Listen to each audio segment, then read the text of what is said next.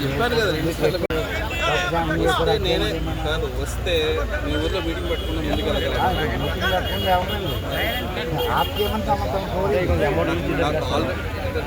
కోటి 90 లక్షలు న్యూస్లో ఏ వచ్చాయో సగం అర్థం తెలుసుకోకుండా మాట్లాడండి. ఒకవేళ దానికి సంబంధించి ఆల్రెడీ ఇక్కడ ఇష్యూస్ నాకు తీసుకొచ్చాను. ఎవరో గవర్నమెంట్ కూడా ఇన్ఫార్మ్ చేశాను. దాని ఏమైనా ముందడుగు పడేటైతే నేను మీకు చెప్పకుండా మీరు మీ ఒపీనియన్ లేకుండా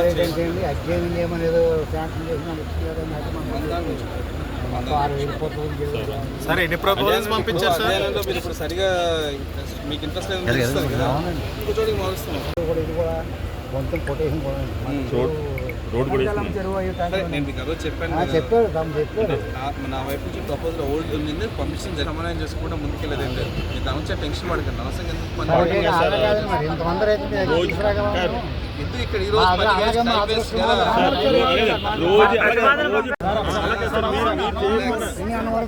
ఉంటే నేను మీ ఊరికి వచ్చి ఇది పరిస్థితి చెప్పకుండా మీరందరూ అనుకోకుండా ముందుకెళ్ళాం. ఎన్ని ప్రపోజల్స్ పంపించారు సార్? ఇక్కడ నుంచి మనకి కాకినాడ జిల్లాలో పెట్టడం కోసం కాన్స్టిట్యూన్సీ ఉంది, పంపించడం జరిగింది. దానికి సంబంధించి ప్రపోజల్ పంపించడం తప్పితే అప్రూవల్స్ కానీ దానికి సంబంధించి నెక్స్ట్ స్టెప్స్ ఇంతవరకు ఏం జరగలేదు.